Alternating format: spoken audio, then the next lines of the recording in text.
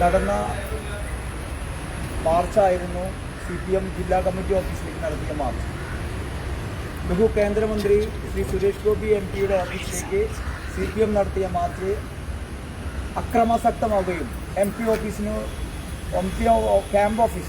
Camp office ആക്രമിക്കുകയും ചെയ്തപ്പോഴാണ് BJP ഇത്തരത്തിലുള്ള ഒരു മാർച്ച് സംഘടിപ്പിച്ചത്.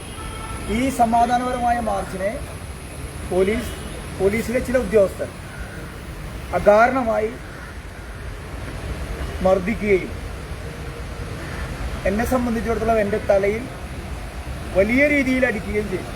മരണം തന്നെ സംഭവിക്കാൻ സാധ്യതയുള്ള ആക്രമണമാണ് പോലീസിൻ്റെ ഭാഗത്തുനിന്നുണ്ടായിട്ടുള്ളത്. ഇതിനെതിരെ ഞങ്ങൾ പരാതിപ്പെട്ടു.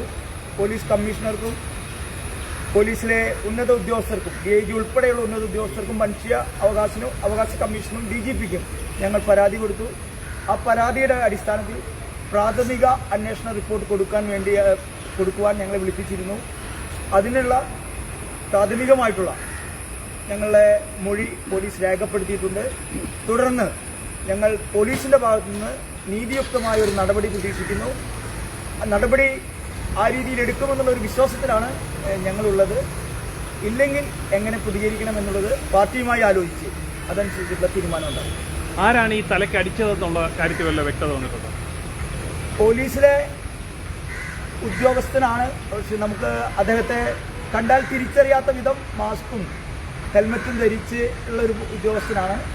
ആ ഉദ്യോഗസ്ഥനെ കണ്ടെത്താമെന്ന് പോലീസ് നമുക്ക് ഉറപ്പു തന്നിട്ടുണ്ട്. അത് കണ്ടെത്തിയതിന് ശേഷം നമുക്ക് അദ്ദേഹത്തെ വെളിപ്പെടുത്താൻ സാധിക്കും. ഒരു മുൻകൂട്ടിയുള്ള തീരുമാനം ഉണ്ടായിരുന്നു.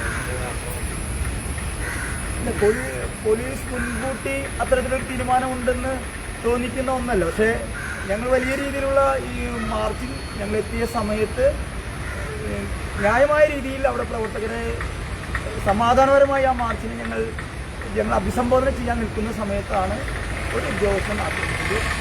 അദ്ദേഹം എന്തുകൊണ്ടാണ് ആക്രമിച്ചത് എന്നുള്ളത് ചിലപ്പോൾ അദ്ദേഹത്തിൻ്റെ രാഷ്ട്രീയമായിരിക്കാം, അല്ലെങ്കിൽ ഭാരതീയ ജനതാ പാർട്ടിയോടുള്ള വൈരാഗ്യമായിരിക്കും.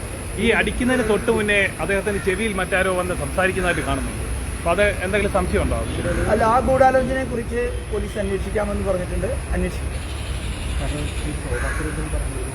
മുൻകൂട്ടി പോലീസ് ആക്രമണത്തിന് തോക്കുപോകുന്ന പോലീസിന് അതുപോലെ എന്തെങ്കിലും സംഭവങ്ങൾ ഉണ്ടായിട്ടുണ്ട്? നിങ്ങൾക്കും അതുപോലെ ഇല്ലില്ല, എനിക്ക് അത്തരത്തിലൊരു